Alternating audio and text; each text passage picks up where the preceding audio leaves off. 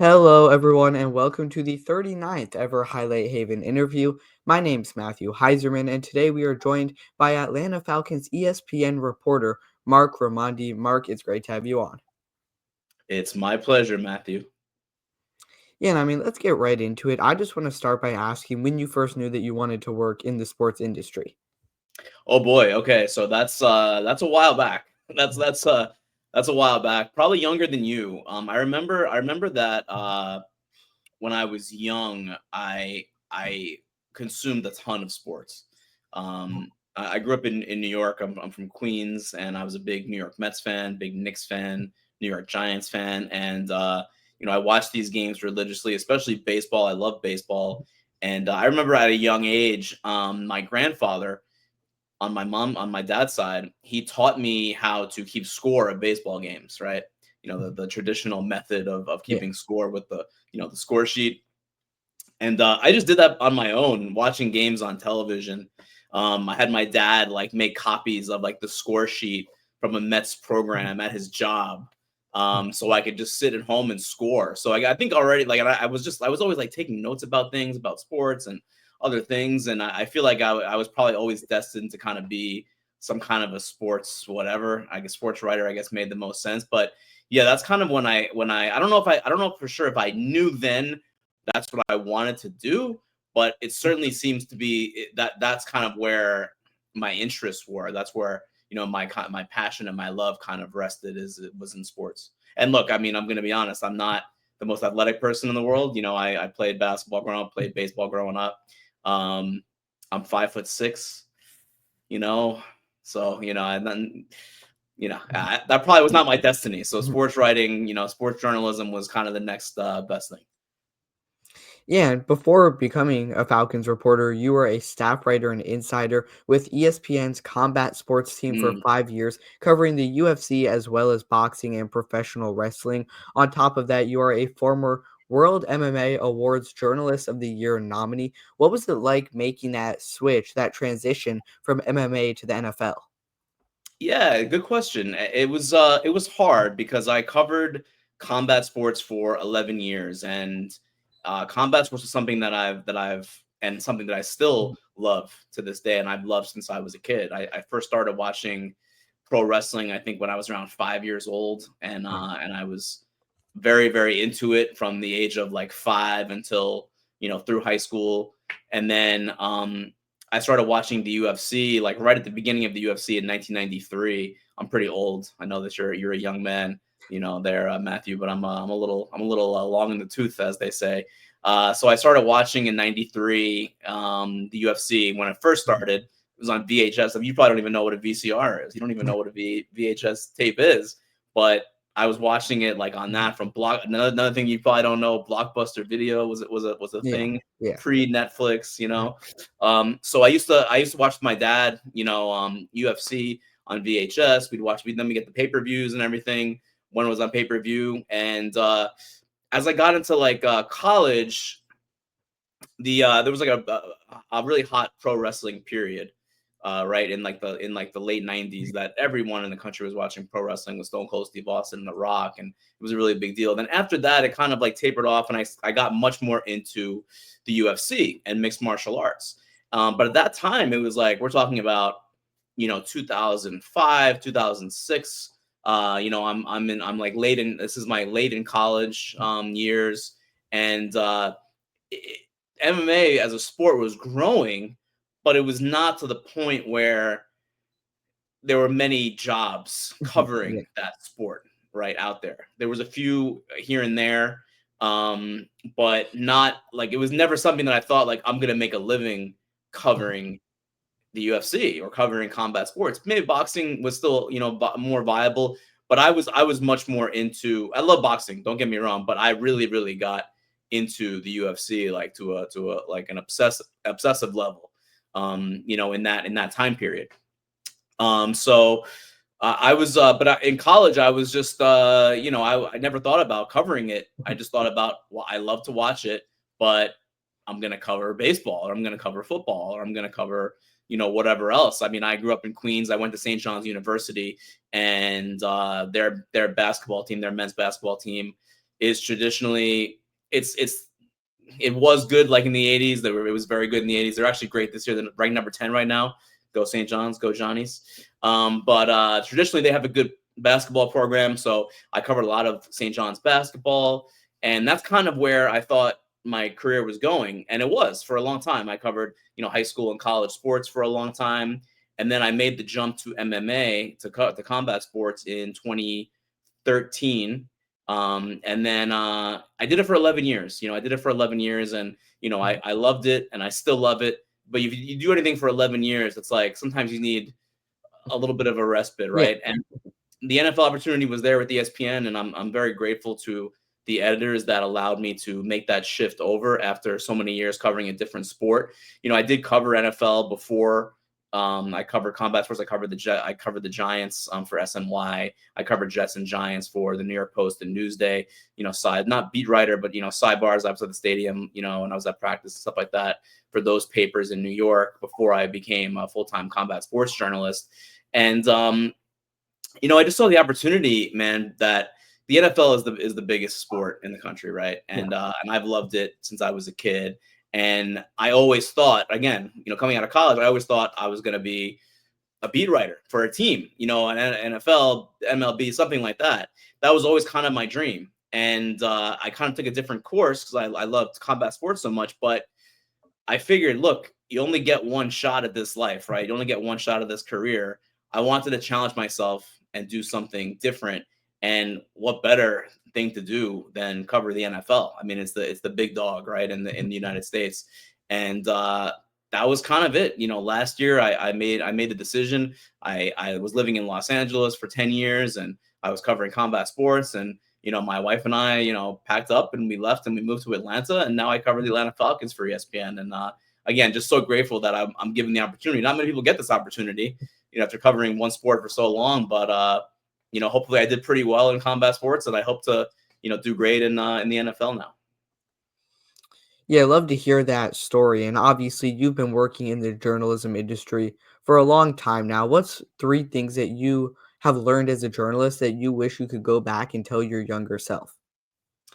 That's a really, really good question. I love that question. Three things. So I think that the biggest thing that I think that, like, I would say that it's like, I don't know if you can say that you can owe your career to just one thing, but I think consistency is the biggest thing. Half the battle is just showing up. You just show up day after day, and the days turn into weeks, and the weeks turn into years, and into months, and the months turn into years. And before you know it, like I said, combat sports, I did it for 11 years. It didn't feel like 11 years, but you just show up to work every day. You write your articles, you keep your ear to the ground on stories. You do interviews, and you do it. You just do it consistently for a long period of time. And that, to me, is really the biggest thing. And it's one of those things where you have to love this job. You have to really love the sport, but also you have to love journalism and what you do. And the audience, the fans, the readers, the viewers are the ones that you're really serving. And I guess that would be my number two.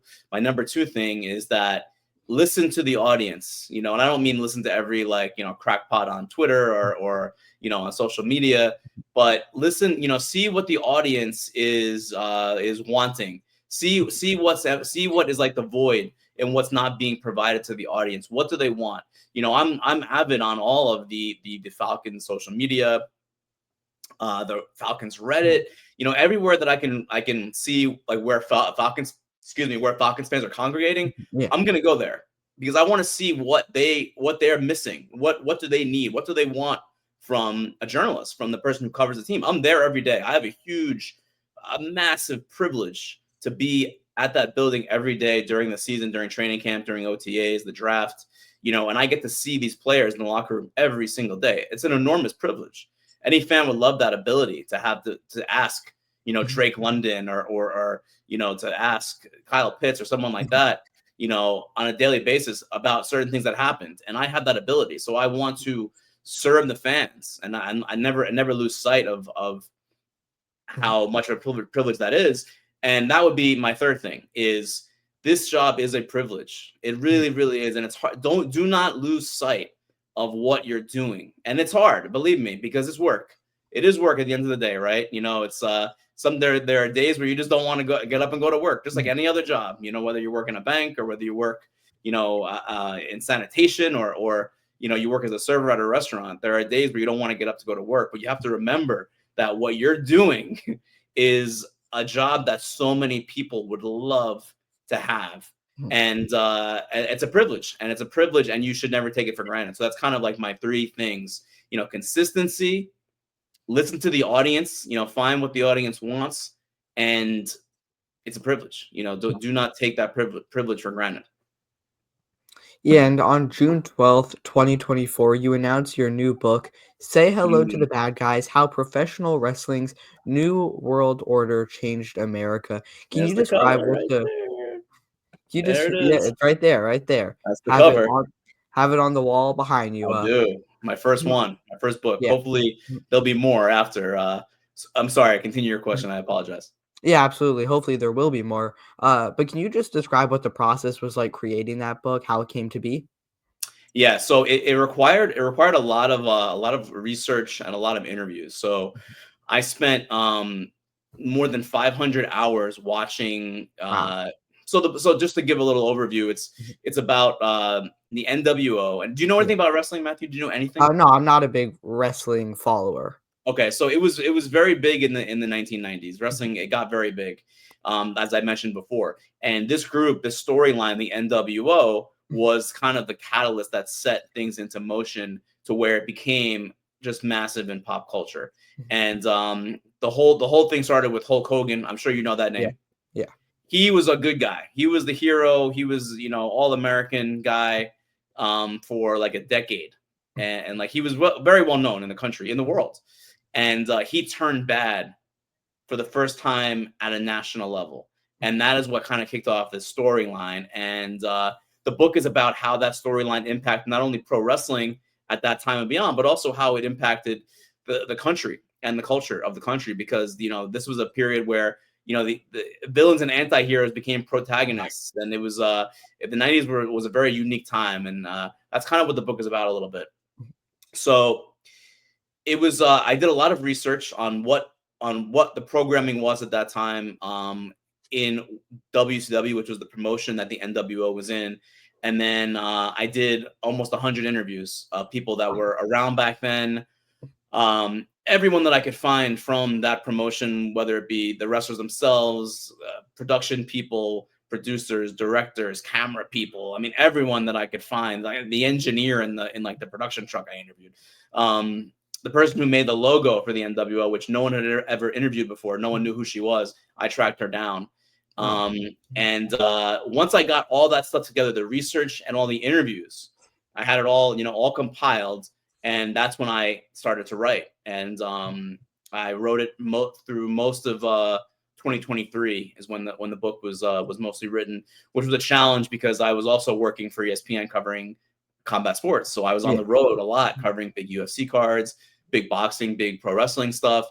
So it was a challenge trying to find time, but kind of going back to what I said about Mhm. consistency, every day. It's just like you got to write a little bit every day. Maybe not every day, but most days of the week, you have to put in some time on the book as well as whatever you were doing. And I like to think that it worked out pretty well. The book comes out now in 4 months, a little over four Mhm. months.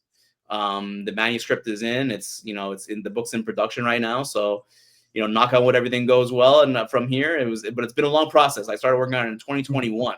So it's been a near 4-year process of working on this book. Yeah, and can the people watching pre-order that book right now?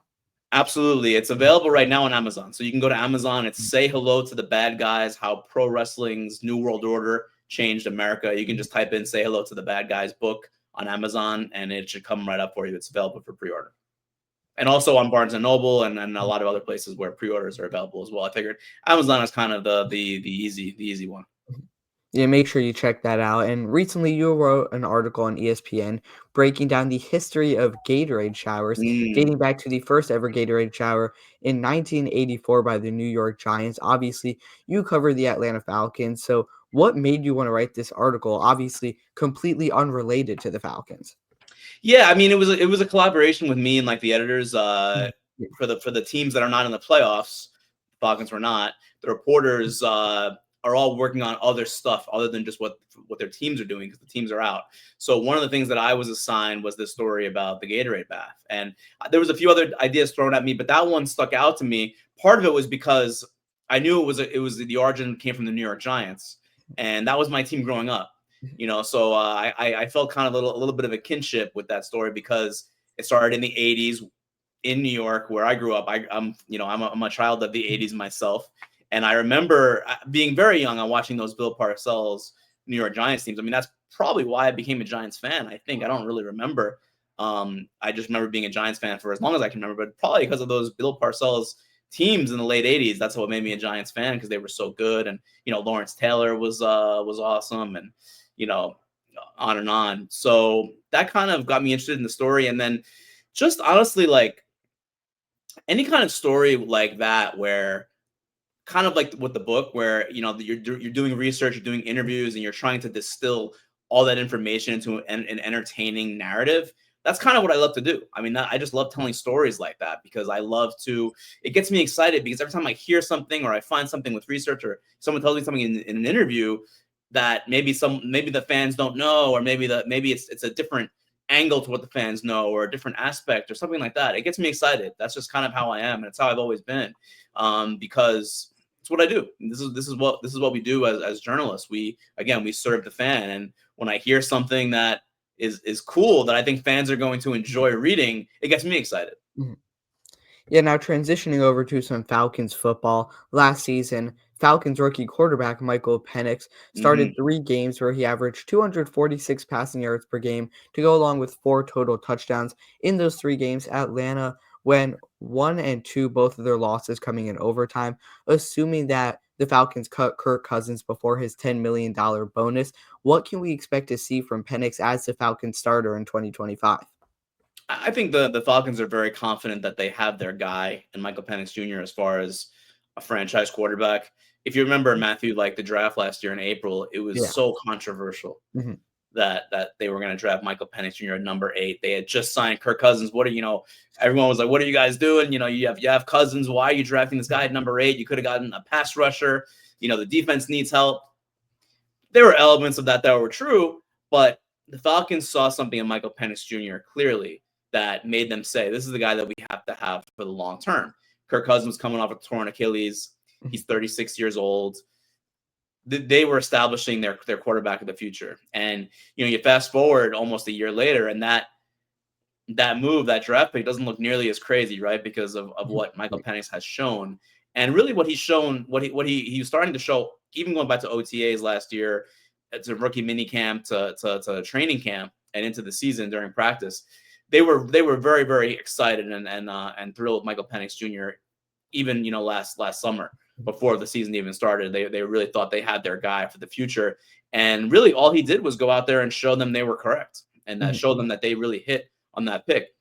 This is not to say that Michael Penix Jr. is going to be the next Matt Ryan, or even a Pro Bowler next year, or an All Pro. We don't know. We have no idea. But I think that they feel very good about Michael Penix with that offense.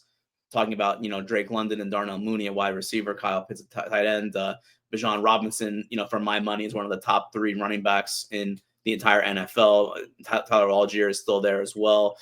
So I think that right now, the Falcons, looking at 2025, are going into it with, okay, we have a potential to have one of the most potent offenses in the entire league, and that's led by Michael Penix Jr. at quarterback.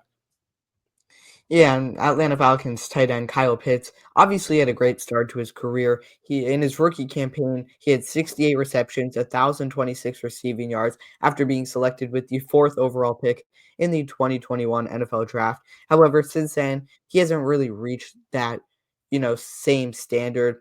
He hasn't reached 700 receiving yards actually in a single season since his rookie campaign, and has just 10 total touchdowns throughout 4 years in the league. Do you expect Pitts to be able to bounce back to where he previously was? And if not, what does his future look like in Atlanta? If there's one person that I get asked about more than anyone, maybe even more than the quarterbacks, it's Kyle Pitts, Mhm, and yeah. that's because of what he did as a rookie. It was a Mhm, historic year, right? Uh, it's because he was number 4 overall in the draft as a tight end, which is a rarity, right? So I understand why there's so much of a microscope on him, mhm, but it's hard. He was injured his second year, and the injury definitely leaked into the third year more than he was probably willing to admit. And he said he was healthy this year. This was year four, and it was a strange year because there were games where when Kirk Cousins was starting, where Kyle Pitts was he had two touchdown receptions against the Tampa Bay Buccaneers in Tampa in a big win for the Falcons, big division game for them. And there were times where he looked like he was going to be a real game changer, a real big play guy from that position. And then Kirk Cousins struggled for a large stretch of the season, right? He had those 5 games where he threw 9 interceptions and 1 touchdown pass. So nobody was really excelling Mhm. offensively in the Falcons offense at that point, including Kyle Pitts. And then Michael Penix Jr. comes in, and you start to see the flashes again, where that game in the fourth quarter against Washington at Washington, Mhm. 4th and 13, Penix finds a diving Kyle Pitts in the end zone for his first career touchdown pass. It ties the game with 3 and change left, and they go to overtime. And that was a game they really needed, for the playoffs. They ended up winning it, but it was an incredible throw by a rookie quarterback to Kyle Pitts, who showed again what he's capable of doing. The upside is there, and he's going into his last year of his contract. It's his rookie, his 5th year on his rookie contract, and we'll see. We'll see. And I think that the Falcons are they have the same questions that a lot of people are having. Is we've seen what this guy can do. Mhm. What is it that will get him to a point where he can do that consistently? He doesn't even need to have the kind of year that he had as a rookie, right? Because they have Drake London, they have Darnell Mooney, they have guys like that can catch the ball. But how do you get him to perform where he's, even like you said, if he's getting to 750 yards or 800 yards in the season, and he's catching 5 or 6 touchdowns? How do you get him to that point? That's kind of what they're trying to figure out. And yeah, no one really has the answer just yet. Maybe Kyle Pitts does, but he's a pretty mild mannered, quiet guy, so he's not really saying much. Mhm. And I don't even think it's just the stats. You've mentioned consistency throughout this entire thing. He'll have some good games, and then other games it feels like Mhm. he's not there. He's not really contributing in any way. Do you think it has to do with the quarterback and how the Falcons have kind of gone from quarterback to quarterback recently? Well, if you look at before this season, his Mhm. quarterbacks were Desmond Ritter and Marcus Mariota, Yeah. and all respect to those guys, they're not upper echelon quarterbacks in the NFL, right? Mhm. So you can kind of understand why there might have been some issues with the offense, not just Kyle Pitts, but the offense in general, because the quarterback makes things go. Kirk Cousins comes in, and we're having this conversation, at this time last year or a little bit later, in the spring last year, where is Kirk Cousins the guy that's going to unlock Kyle Pitts to Yeah. where he, Mhm. to the point where, or at least close to where he was as a rookie? And the answer to that was largely no, right? It wasn't. And now we're having that same conversation again about Michael Penix Jr. Is he the guy? And he seems to have a lot of belief in Kyle Pitts from Mhm. what he's said. And again, all the attributes are there. I mean, I remember Matthew in training camp, and the Falcons were doing red zone drills, and Kyle Pitts was just absolutely torching every single defensive back Mhm. that they put on him in these drills with Cousins throwing to him. I mean, even like Jesse Bates. I mean, Kyle Pitts was just killing everybody. And as a first time guy on the beat, and I'm seeing this, I'm like, Kyle Pitts is a freaking monster. Like, this guy is awesome. And then the season comes, and the red zone chances were not there. Now the Falcons struggled in the red zone this season with Kirk Cousins. They struggled in the red zone. Um, and maybe Kyle Pitts is the guy. Maybe scheme him up. Try to get him open. Make him more of a focal point. I don't know what the answer is, but the skills are there. There's no doubt. There's no doubt about that. And they just got to figure out how to get that out of him on a consistent basis. Yeah, and getting into this Falcons coaching staff, on January 18th, 2025, the Falcons signed Jeff Ulbrich as their new defensive coordinator. Ulbrich obviously spent time with the Falcons from 2015 to 2020 before being hired as the New York Jets defensive coordinator in 2021. What can we expect from Ulbrich this upcoming season after being away from the Falcons for nearly half a decade? Yeah, I mean, look, he has a lot of he has a lot of shared history with Raheem Morris, the Yeah. coach of the Falcons, Mhm. head coach. And I think that they'll be able to start like from the ground running on this defense. And the defense does need work. It really, really does. It was there's personnel issues there certainly, and there's scheme issues, of course. It was for the most part of the season, the defense was one of the worst in the NFL at rushing the passer. And at the end of the Yeah. season, the stats said they were one of the worst teams in the NFL at rushing the passer. Things did get better after the bye week in week 12. From week 13 on, things were definitely better for the Falcons in terms of pass rush. Arnold Ebiketie started to come on a little bit. Even Matthew Judon, who they traded a third round pick for, and then the training camp to the Patriots to get him. He came on, so things got better, and that was a lot because Raheem Morris started to kind of put his hands more on the defense and kind of try to exert a little bit more control there. They fired Jimmy Lake, who was a first year defensive coordinator. So Ulbrich comes in with a lot of experience with Raheem Morris, a lot of experience as a defensive coordinator calling plays for good defenses. The Jets had a very good defense when he was up there with Robert Saleh. Mhm. So I think that he's a guy that does very well at developing players. I think he's a guy that does has a really good idea of what to do as far as schemes go. Usually his defensive backs are very Sauce Gardner really blossomed under Jeff Ulbrich and Robert Saleh up there in New York, and he'll have AJ Terrell with him with the Falcons this coming season. But personnel is a big deal, man. Like personnel is really going to be a deciding factor in how this defense performs in 2025. There's just no way around it. The Falcons have invested in the offense for the last 4 drafts, right? Where they're Mhm. getting last year Penix, before that Bijan Robinson, before that Drake London, before that Kyle Pitts. The offense looks really good, but they have not invested that kind of that draft capital in the defense, and the pass rush has suffered for that. So I would expect them at number 15 to take a pass rusher, and I would expect the draft as a whole. They only have 5 picks, but I would expect the vast majority of those 5 picks to be defensive players. Yeah, absolutely. And this was a name that you mentioned, Jimmy Lake. He was Mhm. hired on January 29th, 2024 to be the Falcons defensive coordinator. However, he was fired less than 2 weeks into 2025. I know you mentioned that there were some struggles from this Falcons defense, but was it an appropriate decision to fire him after just one season with the team? It's so hard to say. I do think that in general terms that teams are a little bit impatient with Yeah. coaches, Mhm. with general managers. I think there's a little bit of impatience, especially in this era.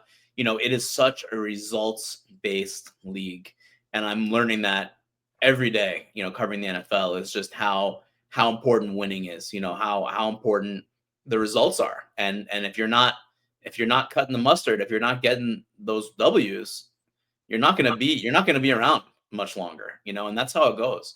There's a quick hook at times.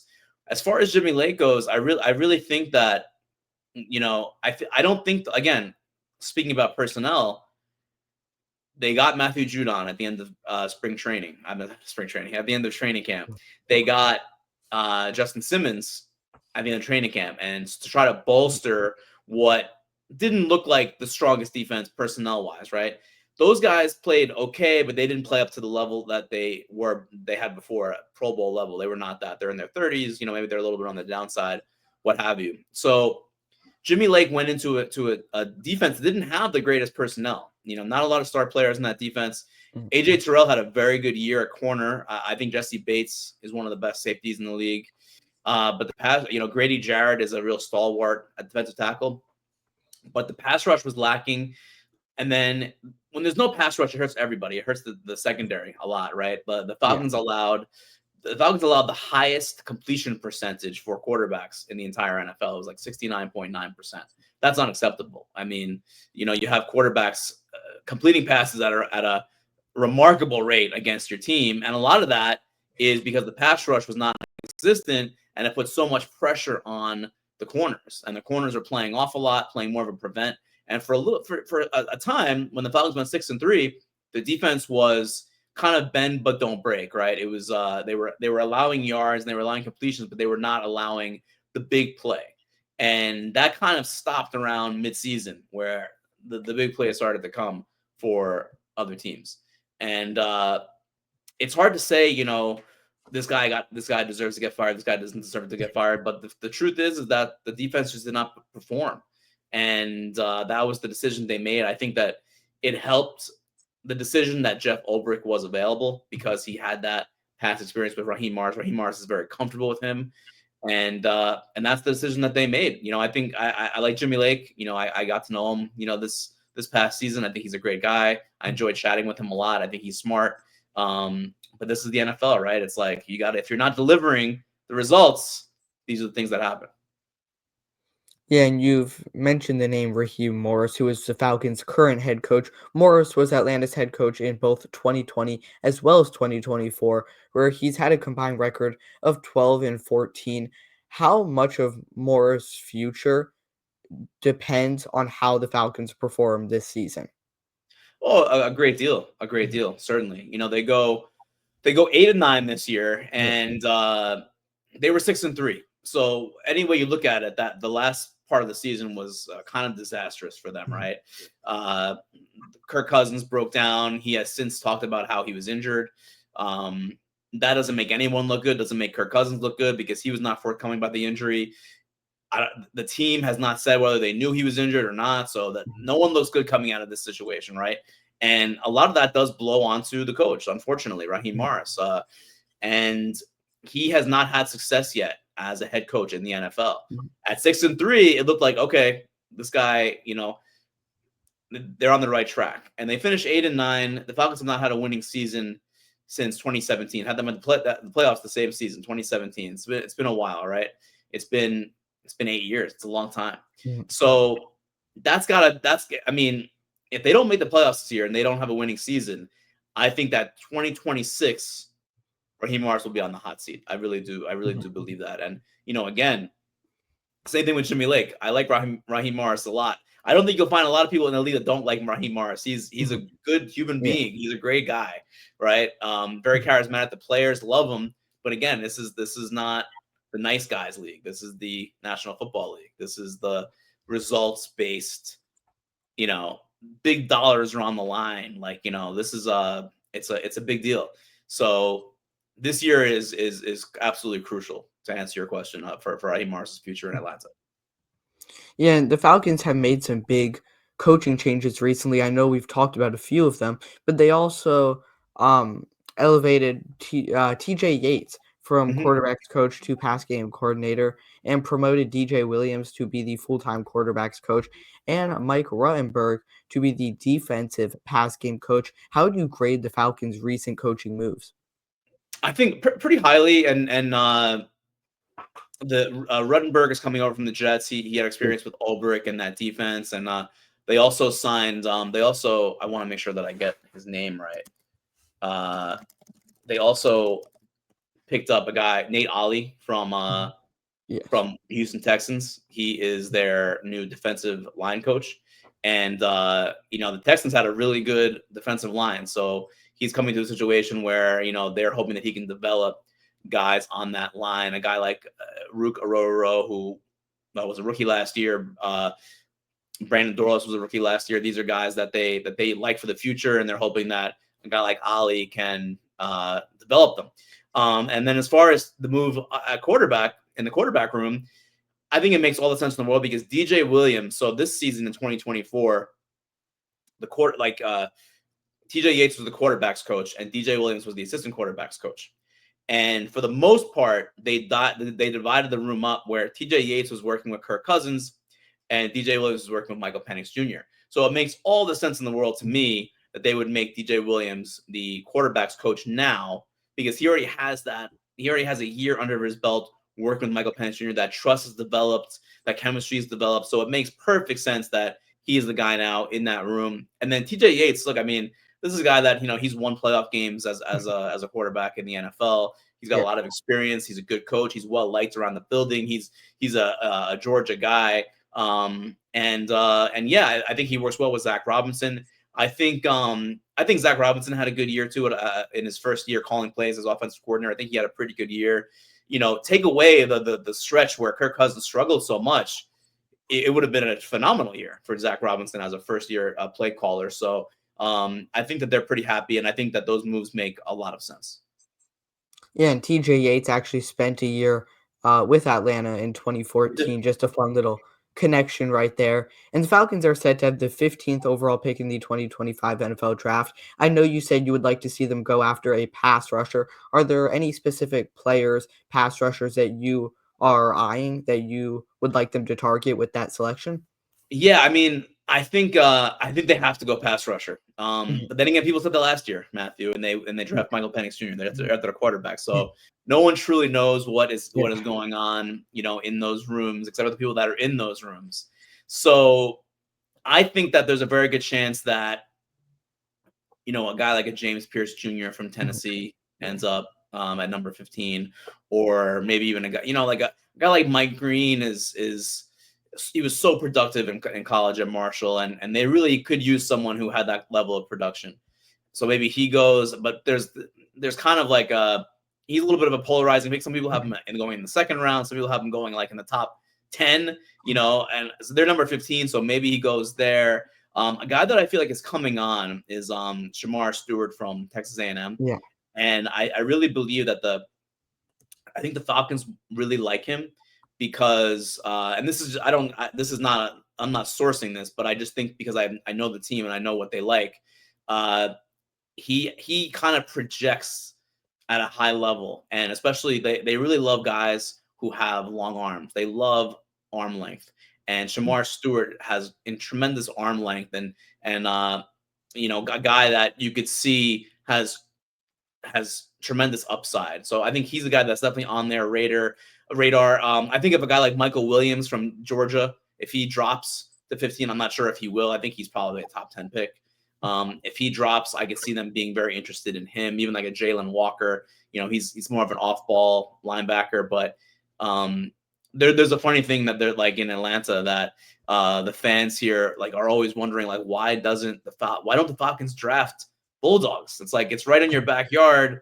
It's like it's 2 hours away. Like the Eagles just won the Super Bowl with a defense full of Georgia Bulldogs, and the Falcons have very few, right? So maybe this is the year. Maybe this is the year the Falcons take one of Georgia's best players in the first round. Yeah, we'll have to wait and see. And the Falcons roster is currently filled with lots of young talent. Obviously, you hear about the guys like Bijan Robinson, Drake London, but are there any under the radar players that you think could take a big jump in 2025? I think Arnold Ebiketie, who I mentioned before as a pass rusher, is a guy that you see the improvements every single year, and he'll be going into year 4 coming up. And I think that he's also someone that, and I mentioned Rook Ororo as well. They are both guys who started playing football very late. And Ebiketie didn't start playing until his freshman year in college. He didn't even know what football. I mean, he barely knew what football was. He's from Cameroon. Mhm. He was playing soccer, and Rook as well. Only started playing football as a junior in high school.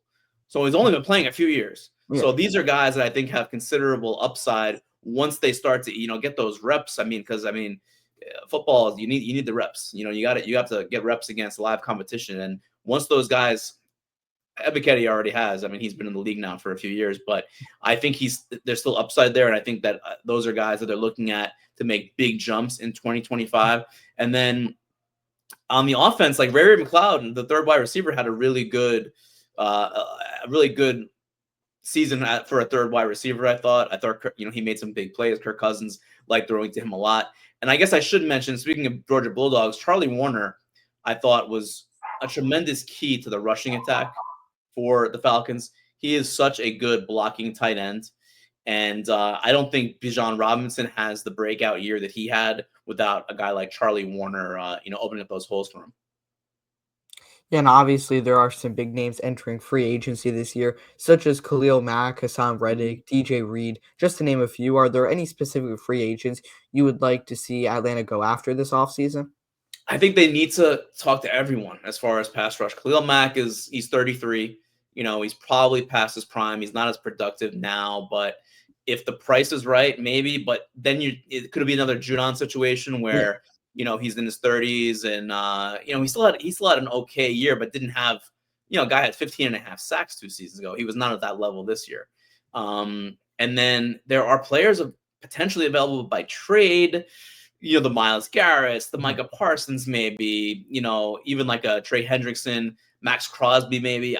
There's pass rushers, Josh Sweat. There are pass rushers out there that might be available. But the big thing is going to be, is there salary cap room to accommodate those types of acquisitions? And right now, the answer is no. So General Manager Terry Fontenot and his team have to kind of get together and try to get creative with opening up some cap room, because right now the Falcons are over. They're paying Kirk Cousins a ton of money, whether or not he's with the team, later this year. They're paying him a lot, right? It's dead money. It's not going anywhere. You can't move that off. They could trade him, but even if they trade him, they're still going to be eating a lot of that money. So there's not a whole lot of room to finagle. So I think that they're going to have to hope to get a draft pick that hits in the first round.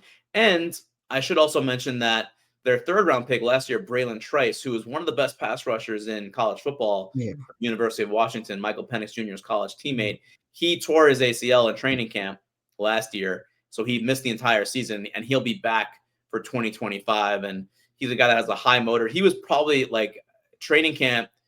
He was playing very well, and he was probably going to be starting for Atlanta as a rookie, as a pass rusher. That's how it was going. So I don't want to leave him out too as a guy that could rush the passer. So they have to hope they can get somebody in the draft. If they're lucky, they can finagle some contract room and get a trade or a free agent, and then you have Trice coming back, and you got to hope that all makes for a at least serviceable, like middle of the pack type pass rush. Yeah, now I do have one final question to ask before we wrap things up. On January 9th, Darnell Mooney won the Pro Football Writers Good Guy Award, which is an That's award right. given to the players who best help the media do their jobs. With that being said, who's the funniest or most interesting Falcons player that you've gotten the opportunity to cover? The one thing that I'll say about the Falcons locker room is that it's really a bunch of good guys. It really Mhm. is. There's not a lot of jerks in the Falcons locker room. And I come from combat sports where everyone is a little bit like wild and crazy, right? Everyone's a little bit like off kilter in some ways, a little eccentric. There's not a whole lot of guys like that in the Falcons locker room, but I will shout out a couple. I mentioned Arnold Ebiketie, very funny guy to talk to, very unique individual, makes me laugh on a regular basis. And then he's a free agent, and hopefully he's back with the team next year. But Richie Grant, who's a safety, is he's a little he's definitely unique, a unique gentleman. I'll put it that way. He makes me laugh also on the regular. So hopefully we see Richie back in a Falcons uniform in a few months. Yeah, absolutely. Love to hear it. With that being said, can't thank you enough for coming on. I really do appreciate it. Is there anything else you want to say to the people watching before we wrap things up? Nope, that's it. I appreciate you asking about the book. Again, Mhm. comes out June 24th. It's on pre-order right now on Amazon. Say hello to the bad guys. And thanks so much for the opportunity, man. I appreciate you. Yeah, and where can the people watching find some of your work if they want to check out what you do? ESPN.com/NFL, the Falcons page on ESPN.com.